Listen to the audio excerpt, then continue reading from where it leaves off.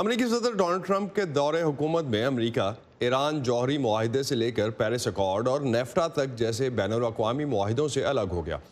22 نومبر یعنی کل سے امریکہ نے اپنے آپ کو سیکیورٹی کے ایک اور عالمی معاہدے سے الگ کر لیا ہے۔ ٹرمپ انتظامیہ نے اس سال مئی میں اس ٹریٹی میں شامل رکن ممالک کو نوٹیفائی کر دیا تھا کہ وہ اوپن سکائز نامی معاہدے کا حصہ نہیں رہے گا۔ اس کے 6 ماہ بعد اب امریکہ باقاعدہ طور پر اس معاہدے سے الگ ہو گیا ہے۔ 18 برس قبل شروع ہونے والے اس معاہدے میں 34 ممالک شامل ہیں اور اس کا مقصد عسکری اور حساس نوعیت کی معلومات اکٹھی کرنے کے لیے ایک دوسرے کی فضائی حدود میں پروازوں کی اجازت دینا تھا۔ اس معاہدے کے تحت اب تک 1500 پروازیں ہو چکی ہیں اور کئی یورپی رکن ممالک اس معاہدے کے حق میں ہیں۔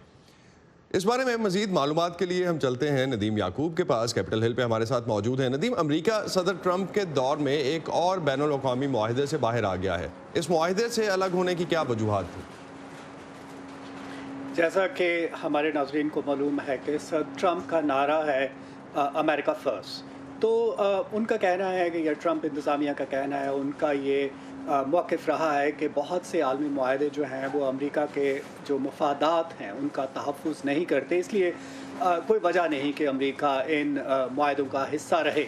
اس سے پہلے بھی ایک اور اہم دفاعی معاہدہ جو ہے intermediate range nuclear forces treaty, امریکہ اس سے بھی اپنے آپ کو الگ کر چکا ہے، جو کہ 1987 میں ہوا تھا۔ ٹرمپ انتظامیہ کہتی آئی ہے کہ یہ روس جو ہے وہ بارہا اس معاہدے کی خلاف ورزی کرتا ہے۔ امریکہ کا جو نیشنل سیکیورٹی کے ایڈوائزر ہیں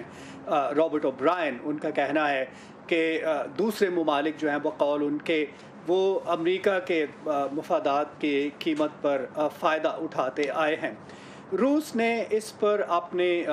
جو رد عمل ہے اس کا اظہار کرتے ہوئے امریکہ کے اس اقدام کو اس کی مذمت کی ہے اور اوپن سکائز ٹریٹی سے نکلنے کے بارے میں انہوں نے کہا ہے کہ وہ اس سے جو یورپی سیکیورٹی ہے اس کو ایک دھچکا لگے گا، اور انہوں نے کہا ہے کہ وہ اپنی آپشنز جو ہیں وہ کھلی رکھے ہوئے ہیں۔ اب ماہرین کا کہنا ہے کہ اس سے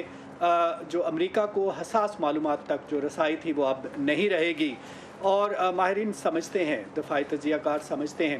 کہ یہ ایک اہم معاہدہ تھا جس سے جو رکن ممالک تھے ان کو جو ملٹری بلڈ اپ ہے اس پر نظر رکھنے کا موقع ملتا تھا، اور بیشتر جو ریپبلکنس ہیں وہ اس کی چونکہ خلاف ورزی وہ اس کی مخالفت کرتے آئے ہیں۔ ان کا کہنا ہے کہ روس جو ہے وہ اس کی خلاف ورزی کرتا آیا ہے۔ جو بائیڈن نو منتخب صدر، وہ جو عالمی معاہدے ہیں ان کے حق میں ہیں، اور انہوں نے اپنی انتخابی مہم کے دوران کہا کہ امریکہ کو ان معاہدوں کا حصہ رہنا چاہیے اور یورپی اتحادی جو ہیں ان کے ساتھ مل کر روس سے متعلق جو مسائل ہیں ان کو حل کرنا چاہیے۔